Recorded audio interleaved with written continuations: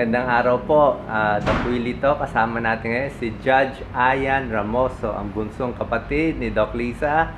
Magbibigay siya konting lawyer tips, tanong sa batas. Siguro first topic natin, Judge Ayan, yung tungkol sa theft or pagnanakaw para alam ng kababayan natin. Under 308 po ng Revised Penal Code of the Philippines, ang theft po is committed by any person who, with intent to gain, but without violence against or intimidation of person, nor force upon things, shall take personal property of another without the latter's consent. Ano ho ba ang ibig sabihin nito? Ang ibig ho lang sabihin nito ay ang pagkuha ng mga personal na bagay. Dalawa ho kasi ang kinds ng property, isang real and personal property. So ang personal property po ay ang mga bagay-bagay na ililipat-lipat o nagagalaw. Ang real naman po ay, ang example po nito ay katulad ng lupa at bahay. So ang personal property, mga gadgets, pera at iba pang mga bagay, TV, ayun po ang mga pwedeng subject ng theft.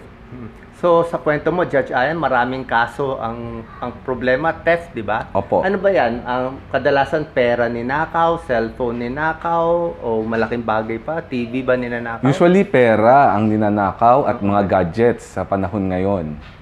May limit ba yan? Paano kung 200 pesos lang ang ninakaw? O baka naglalakad ako, may nakita akong 200, binulsa ko, hindi ko pinaalam sa mall. Wala hong limit yan. Basta ho personal na bagay na pag may-ari ng iba at kinuha nyo at with intent to gain kayo o ginamit nyo sa pansariling kapakanan at hindi nyo ibinalik sa may-ari, considered theft po yan o pagnanakaw.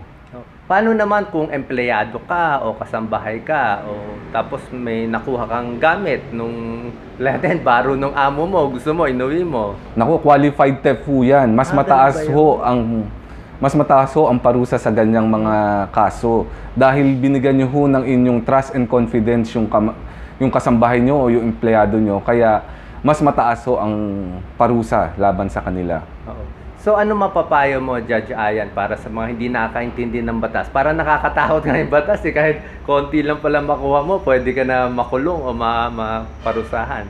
Dapat ho, wag ho tayong magnakaw.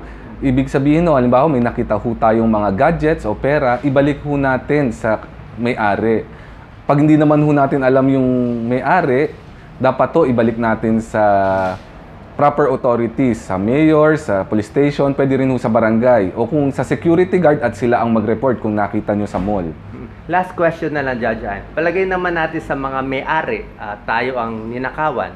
Ano kailangan meron ako parang proof o pruweba na talagang ninakawan ako? Baka, siyempre, he said, she said yan eh. Oho. Halimbawa ho, gadget ang ninakaw. Dapat ho may resibo tayo. Meron ho tayong mga witnesses na nawala at usually ho, kung kasambahay ang nagnakaw, meron ho tayong mga kasama sa bahay na magpapatunay na ninakaw rin ho nila yung gadget na yon. Okay, thank you very much, Judge Ayan. Sana sa ulit, magbibigay pa tayo ng mga tips tungkol sa batas na kailangan natin. Salamat po.